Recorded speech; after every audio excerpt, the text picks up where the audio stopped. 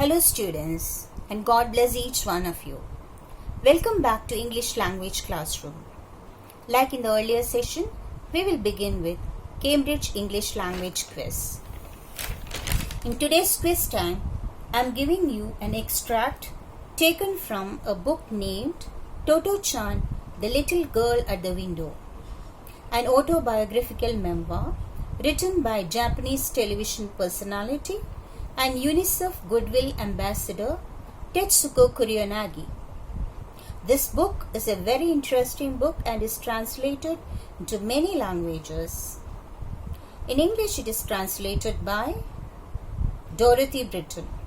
I recommend all of you to read this book.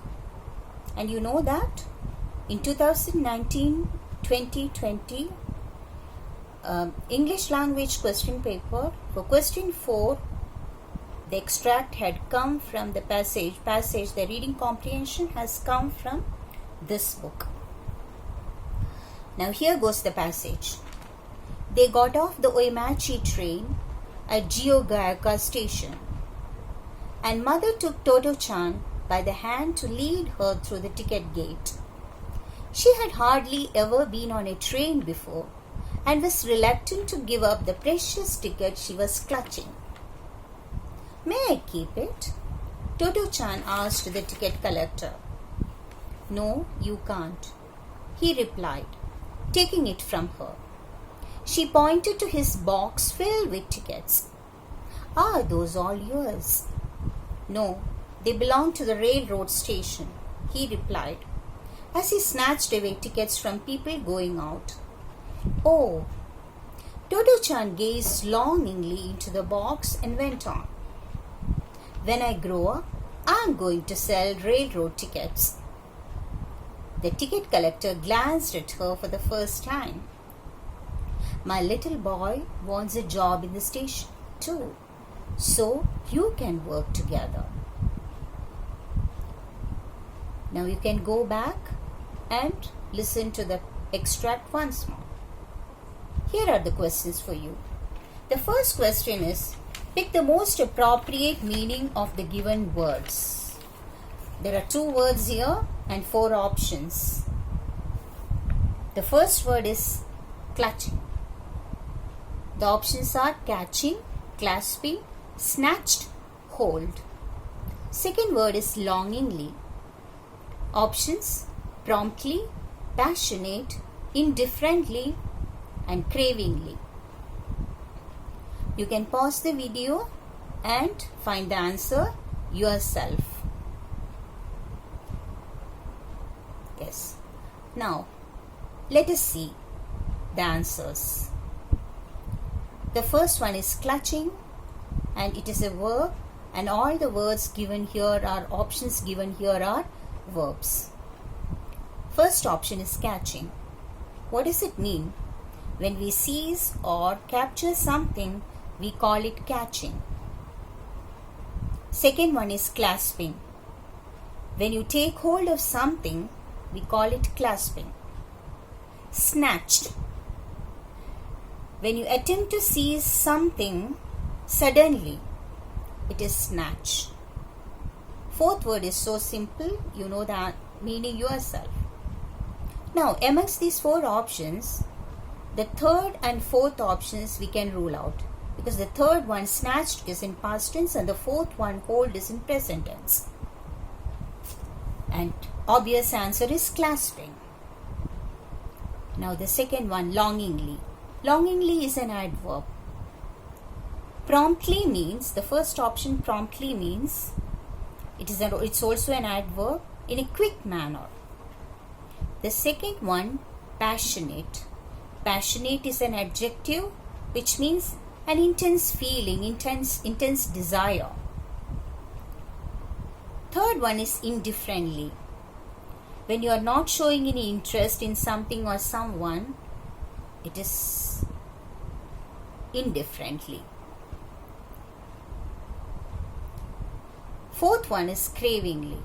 Cravingly means with great desire, earningly.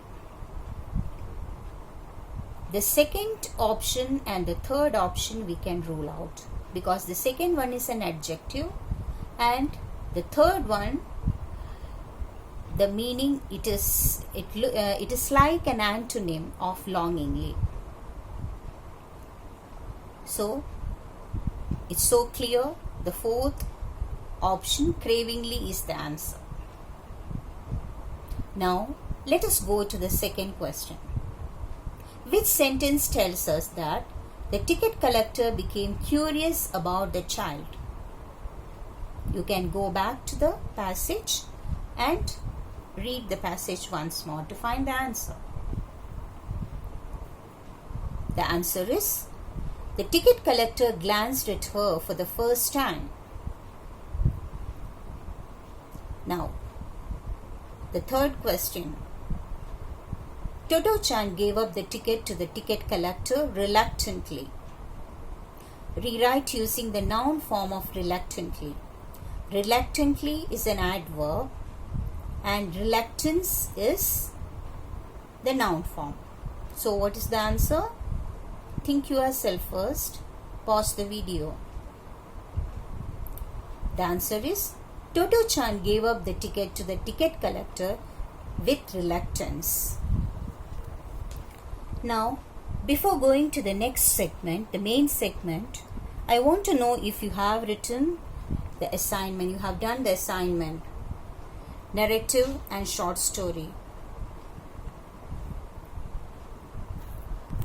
I hope you have written those essays. Now, let us go to the main segment. Today I am going to discuss question 2, letter writing. Informal letter. Let us see the format first. There are 5 parts for informal letter. The first part is sender's address. First line, you have to write the house number. Second line, main and cross. Third line, locality where you live. And the fourth line, city with 6-digit pin code. You can see an example given against it. 111 is the house number. Third main, fourth cross, Vijayanagar, Bengaluru, 560040. Remember, you must put commas and full stop at the end. Now the second part is date. You can see an example, 26th April, 2020, full stop. Now the third part is salutation. Dear mother or father or grandmother or uncle or aunt. Now remember, if you are writing to your sister, brother, cousin or friend, you must write his or her name. That is, you should not write dear sister. You should write dear, then the name of your sister. Dear Anita, dear Anil, and comma. Now the fourth part is the body of the letter. In the body of the letter, you should know how to begin the letter, how to develop the letter, and how to end the letter. The last part is subscription. Yours lovingly or affectionately, and put a comma after that. Y should be capital letter and lovingly L should be small letter. If it is affectionately, A should be small letter. You should not commit any spelling error here. After that, you must put a comma, and below that you should write your name. Remember, an informal letter, you must write only the first name. Now,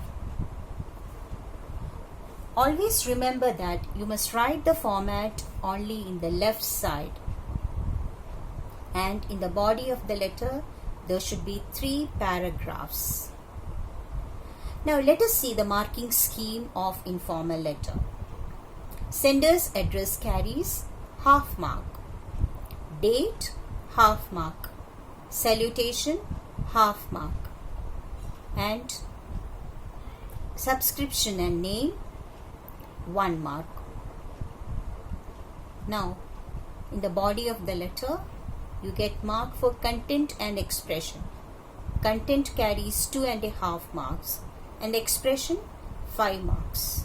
So you can see on the left side, format carries 2.5 marks, content 2.5, expression 5 marks. Total marks is 10 marks. Now let us see some of the characteristics of informal letter, especially its tone and language you must follow.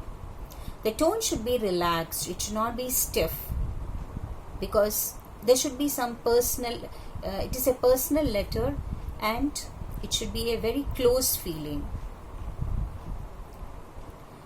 Language, it should be simple language.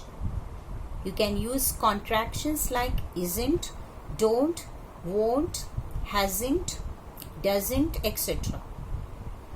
Include some emotional expressions like what a scene it was, wow, what an amazing experience, because it will make the writing more personal. Now, before writing the letter, you must ask these questions. That is 3 W's and 3 H's. The first one is format. What is the format? You already know the format of the informal letter. The second one is, who are you addressing this letter to? Whether it is to your mother, whether it is to your cousin, or whether it is to your aunt, etc.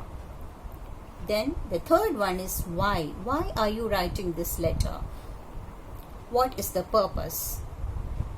Fourth one is how to begin the letter. For example, hope you are doing well. I am sure you will be happy to know about some news. You can write, or if it is a reply letter, you can write, I received your letter yesterday and I am very happy to know that you have scored good marks in the examination, or you have received this award. Then next one is how to state the purpose of writing the letter. How you can state the purpose. What the purpose? First of all, you should know what is the purpose and how you should state that purpose. Next one is, sixth one is how to end the letter. For example, you can write, I'm eager to meet you, hope that we can see you soon, waiting for your reply, etc. Now let us move to the last segment of this session. It is do-it-yourself session. You know that.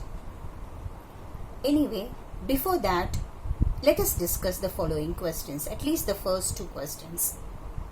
The first question is from 2016 board paper. The question goes like this. Your school recently held a jubilee celebration. Write a letter to your friend who was unable to attend, giving details of the function and your role in it. Now, understand the question before you start writing.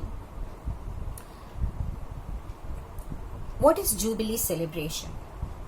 It is an anniversary or an event denoting the completion of, for example, if it is 25 years, we call it Silver Jubilee. If it is 40 years, we call it Ruby Jubilee. 50 years, Golden Jubilee, and 60 years, Diamond. Now, who are you writing this letter? You are writing this letter to your friend, and your friend was not able to attend this celebration. So, you can express your friend, your feelings, you're missing him or her. Then the next part is, you must give the details of the function, the celebration. And the next part is your role in it. Let us discuss the points to be included in the content. For example, which Jubilee celebration it was, whether it was Silver Jubilee or Ruby Jubilee, etc. Then, when it was celebrated, how it was celebrated. For example, you can write, it was celebrated with great pomp and show. Then, it was a great success. Then, how you missed your friend, you can include. Who all attended the function? Who was the chief guest? Then how the program began. What were the highlights of the program? For example, everyone stood spellbound watching the orchestra performance of class 10 students. You can use some idioms like which expresses the excitement, amazement, like jaw dropping. That is the drama performance by the students of grade 8 was a jaw dropping one. Now, what was the crowd's response to this? You can write about the prize distribution ceremony. And next one is what your role was in this. What was your responsibility and how you did it. Now you can end the letter by writing a sentence like this. I hope you are satisfied with my description and hope to see you soon. Now let us go to the next question. Your friend has not fared well in the recent examinations. Write a letter to him or her expressing your concern. Give him or her some advice on how to score better marks and offer to help him or her to improve his or her performance. This is from 2019 question paper. Now, the first part of the question you should address is you are expressing your concern. So you can use the words such as sorry, worried, upset, anxious, concerned. Now the second part is you are giving some advice to your friend. For example, tell your friend to plan proper study table, use study notes, seek teacher's help, or pay attention in class, practice frequently. You must have proper food, rest, and relaxation. The third part is you are offering your help to your friend to improve performance. For example, you can write you are ready to share your notes, then you are ready to sit with your friend in the weekends or some of the evenings after the school. Or you can also write whenever your friend needs any help, he or she can come to your house. Hope you are now equipped to write these letters. I am giving you one more letter for you to think and write and for your practice.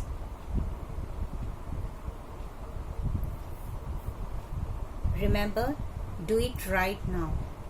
All the best. Thank you.